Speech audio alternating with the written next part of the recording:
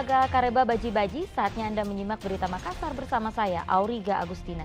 Sejumlah berita menarik akan kami sajikan untuk Anda, berikut 3 berita utama hari ini. Satu warga tewas tertimbun longsor di Kabupaten Maros berhasil ditemukan, 5 korban lainnya masih dicari. Tahun Vespa sering menyerang warga, sarangnya di atas pohon tepi Jalan Poros Kota Parepare dimusnahkan. Memasuki tahun 2023, masyarakat harus lebih waspada. Simak peristiwa kriminal sepanjang 2022 di Sulawesi Selatan yang menyita perhatian publik.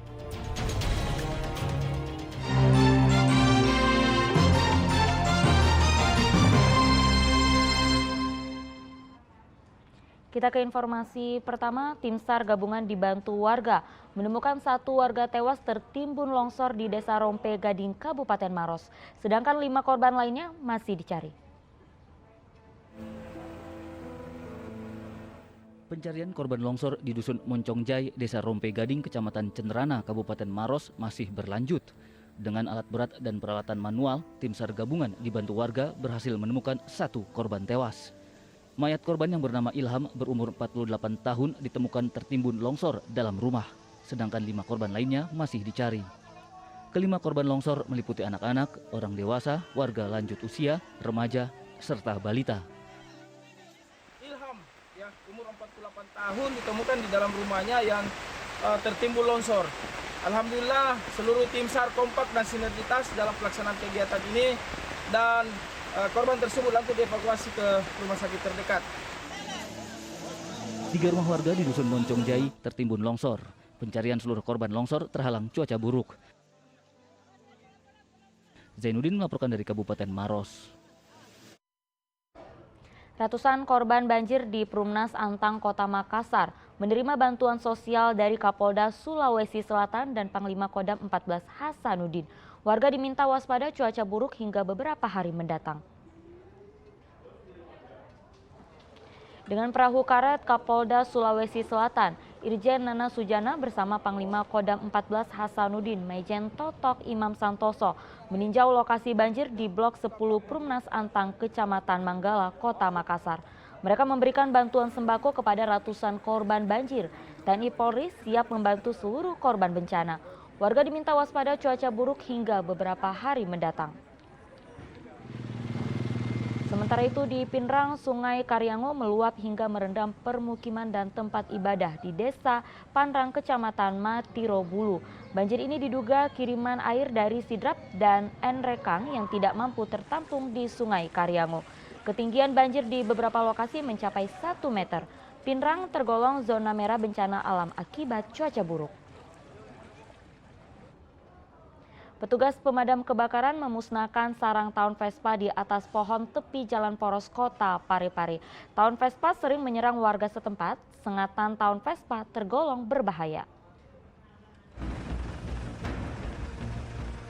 Sarang tawon Vespa di atas pohon tepi Jalan Poros, Kecamatan Baju Kiki, Kota Parepare dimusnahkan tim pemadam kebakaran dengan menyemprotkan air deterjen.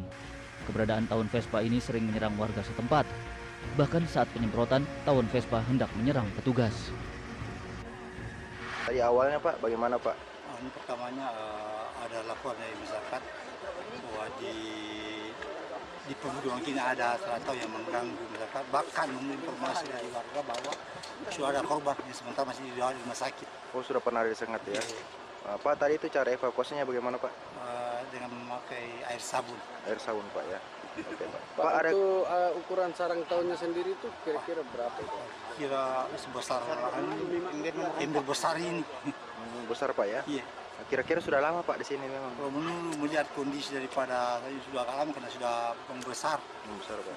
Tadi Pak ada kesulitan Pak dialami Pak waktu evakuasi? Ya, sedikit ada kesulitan karena biasanya kalau sarang tawon itu semua ada di dalam, sekarang tadi semua ada di luar. Banyak dari sehingga pada saat kita penyiraman langsung menyebar kemana-mana.